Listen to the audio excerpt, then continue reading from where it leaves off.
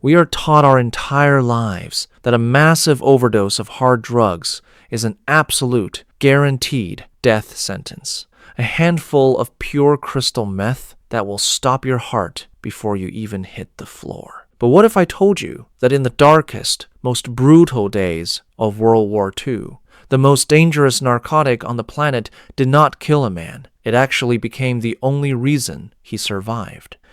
Welcome to Night Question. I'm so glad you're here. Tonight, we are looking at a medical impossibility, a true story where a lethal dose of poison turned a dying, freezing soldier into an unstoppable biological machine. If you love deep dives into the bizarre and terrifying limits of human survival, hit that subscribe button real quick. Let's get right into it. March 1944. The unforgiving wilderness of Lapland, Finland. The temperature is hovering at a bone-snapping 22 degrees below 0 Fahrenheit.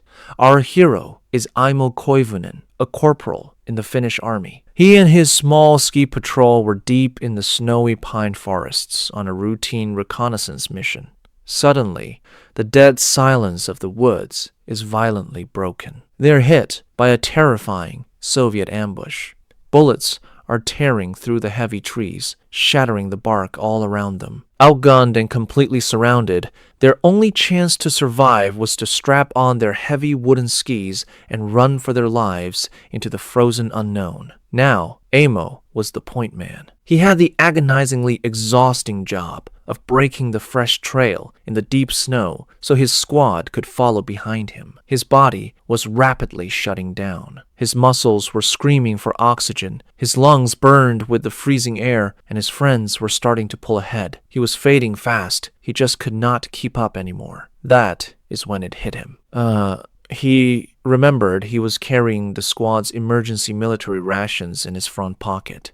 Back then, militaries issued a tiny white pill called Pervitin. It sounds like a standard clinical medicine, but it was basically pure, unadulterated methamphetamine. It was the dark, secret weapon of the era, originally given to pilots and tank crews to keep them awake for days during intense attacks. The strict military protocol was simple. Take exactly one pill, and only if you are on the absolute brink of collapsing. It was a chemical last resort, but Aimo was panicking. His heavy winter mittens were incredibly clumsy. His hands were completely numb from the frost, and the enemy patrol was literally right behind him. He aggressively tried to pop just one pill out of the container, but the lid gave way. The whole bottle slipped. 30 pills poured directly into his freezing hand. Instead of dropping them, he just swallowed the entire handful all at once. Medically speaking, his heart should have violently exploded right there in the snow. 30 times the safe dose. But a few minutes later, Aimo was no longer a tired, freezing soldier.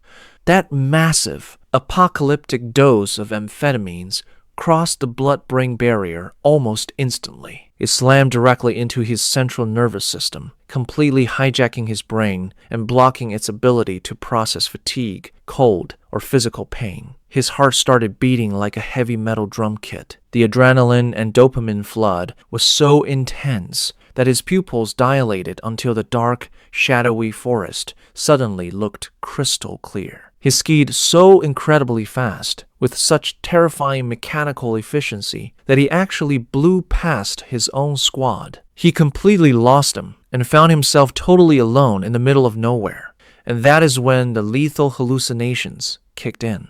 The chemical overdose was fully taking over his reality.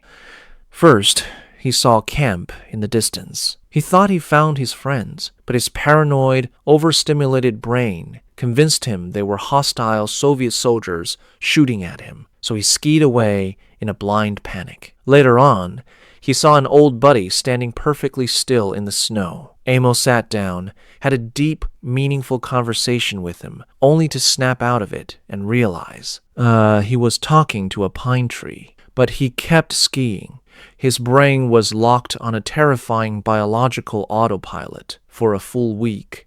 No food, no water, zero sleep. He covered An unbelievable 250 miles on those skis. Let that sink in. That is roughly the distance from New York to Washington, D.C., in the freezing wilderness, powered by absolutely nothing but a chemical fire burning inside his veins. While peaking on this massive overdose, wandering completely out of his mind, he spotted a cabin.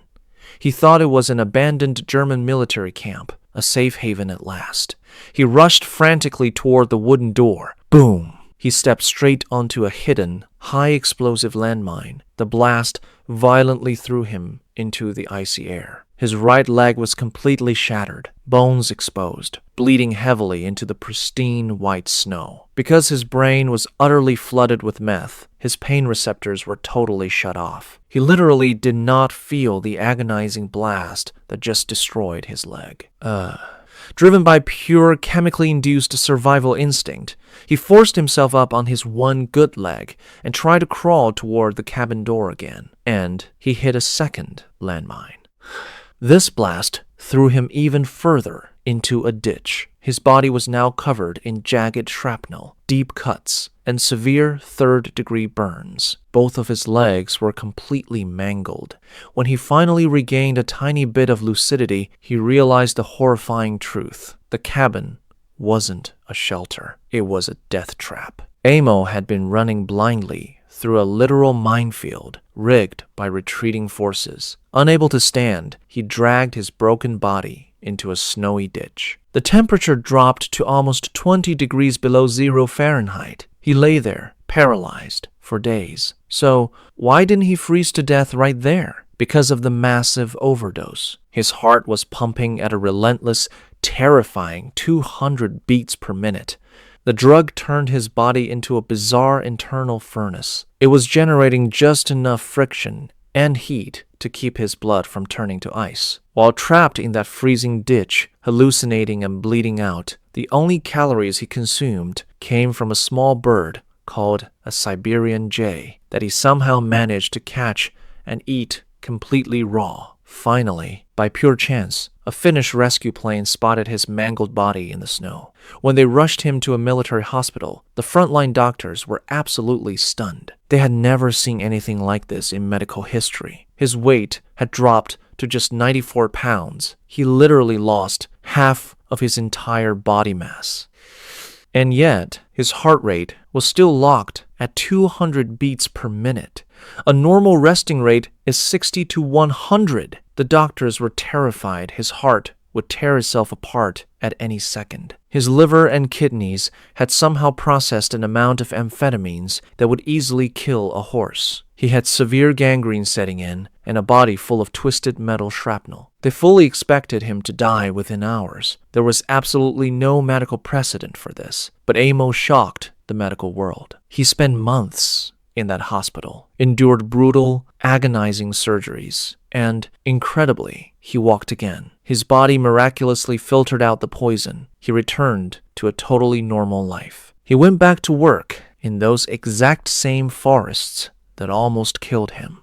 He got married, had 9 kids, and lived peacefully until he passed away from natural causes in 1989 at the ripe age of 71. He went down in history as the man who survived the strangest, most terrifying drug-fueled escape in human history.